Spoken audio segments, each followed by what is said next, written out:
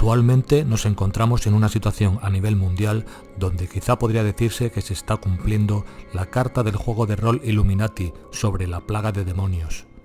Ante tanta presión de la oscuridad para el cumplimiento de sus agendas totalitarias y la implantación de un nuevo orden económico-social, orquestado por las mismas mentes arcónticas y alienígenas que vienen controlando y manipulando a la humanidad desde hace millones de años, se sigue activando el programa de dependencia y la necesidad de buscar un salvador externo, un nuevo Mesías o una especie alienígena benefactora que por fin venga a salvarnos. Todo programación de control arconte. Una de las actividades constantes que realizan los adeptos a la oscuridad, muchos conscientemente y otros con total inconsciencia y totalmente controlados y manipulados, son los rituales. De muchos tipos y características, son puertas abiertas a la acumulación de energía para la apertura de portales e invocación constante de entidades interdimensionales. Como si estuviésemos visionando una película de terror, estas legiones de demonios cada vez más extensas se preparan para seguir con sus fines de conquista y parasitación total de esta dimensión, intentando impedir la próxima liberación de esta humanidad, torciendo y manipulando la línea temporal para desviarlo hacia la fusión con la dimensión oscura, donde, entre el programa de hibridación, transhumanización, cambio total de valores y biología humana, y un largo etcétera, que ya se empieza a dejar ver sin pudor. Dentro del mundo energético y etérico es común encontrar alguna de estas entidades acoplada o parasitando a personas. Este acoplaje se puede dar de diversas maneras y diferentes niveles de intensidad. Puede darse una simple succión energética, una cierta influencia mental para realizar algún tipo de acción, un control mental para inducir comportamientos, personalidades y ser dirigidos, e incluso anulación total de la personalidad del huésped para ser sustituida por la de la entidad que toma el control total del parasitado.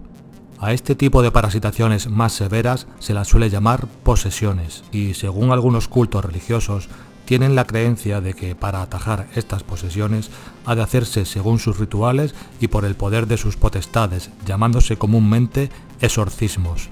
Según la Enciclopedia Católica, el exorcismo es el acto de echar o sacar demonios o espíritus malignos fuera de las personas, sitios u objetos que supuestamente poseídos o plagados por ellos o que son susceptibles de llegar a ser víctimas o instrumentos de su malicia. Por regla general, el exorcismo tiene que ser realizado por alguien con la autoridad.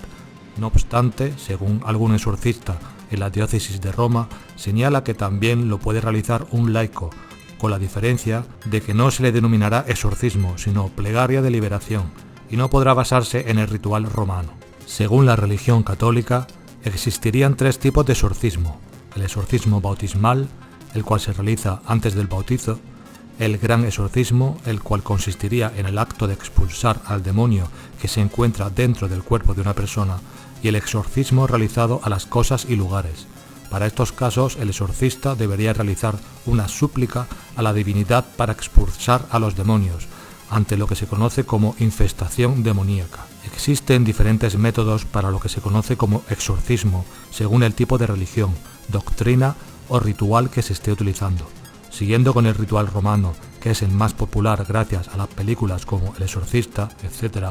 en este ritual el exorcista ingresará al lugar de la celebración con los ornamentos adecuados, que junto con los fieles del culto hará la señal de la cruz. Bendice el agua, mezcla el agua con la sal y posteriormente el exorcista y los fieles se arrodillarán y comenzarán con las letanías, entre otras oraciones, agregando, de ser el caso, algunos nombres de santos. Revisando el texto del ritual, posteriormente se invoca y hacen peticiones a diferentes arcángeles y demás deidades de esta religión. Vamos a exponer nuestra opinión sobre este asunto, indicando que respetamos las creencias de cada uno y que cada cual tome las decisiones que cree oportunas. Nosotros realizamos distinciones sobre lo que es posesión y no compartimos esta forma de lo que es llamado exorcismo, ni las de similar método. Cuando un ser o entidad, no necesariamente un demonio, se encuentre lo que podemos decir físicamente dentro de un cuerpo, no tiene por qué haber posesión como tal, es decir, control total o a alto grado sobre la persona parasitada. Esto ocurre con algunos parásitos energéticos y astrales tipo larvas, por ejemplo, lo que llamamos acoplarios, que aunque puedan estar en el interior físico, por decirlo así, parasitando los canales energéticos de las personas y hasta puedan tener cierto grado de influencia sobre ella, no la controlan totalmente. Cuando una entidad con alto grado de influencia y control se encuentra en el interior de la persona, ya sea un demonio, entidad astral, cáscara astral, alienígena o de cualquier tipo, a esto lo llamamos inoculación o padecer un inóculo, y está más cercano a lo que se conoce como posesión.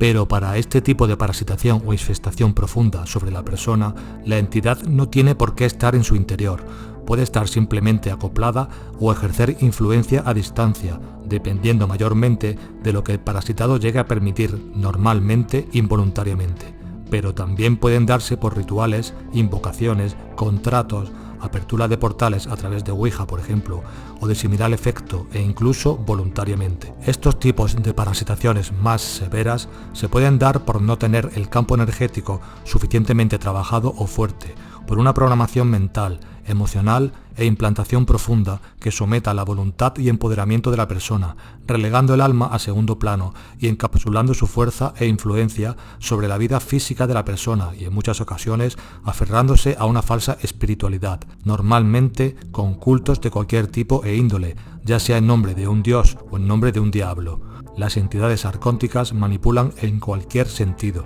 En estos rituales de exorcismo, como por ejemplo el que hemos comentado durante el ritual romano, lo que sucede o sucedería, según nuestra opinión, en la gran mayoría de los casos, serían teatrillos simulados por las propias entidades arcónticas para crear comederos energéticos, entre otras cosas. Si bien sería cierto el padecimiento del parasitado, se formaría una suerte de actuación o recreación donde al final la entidad finge ser vencida o abandonar el proceso para seguir el juego, aunque a veces también es realmente expulsada, incluso con estos rituales o por otras entidades. A menudo es necesario repetir estos rituales de exorcismo muchas veces para conseguir aparentemente su propósito, y en ocasiones tras un tiempo tienen que volver a empezar de nuevo. Pero, ¿habría exorcismo o limpiezas reales de estas entidades? Según nuestra opinión, sí, pero con otros métodos. En última instancia, el poder del alma es la que liberaría y expulsaría a la entidad, es decir, nuestro propio poder interno. Podemos ver grabaciones de exorcismo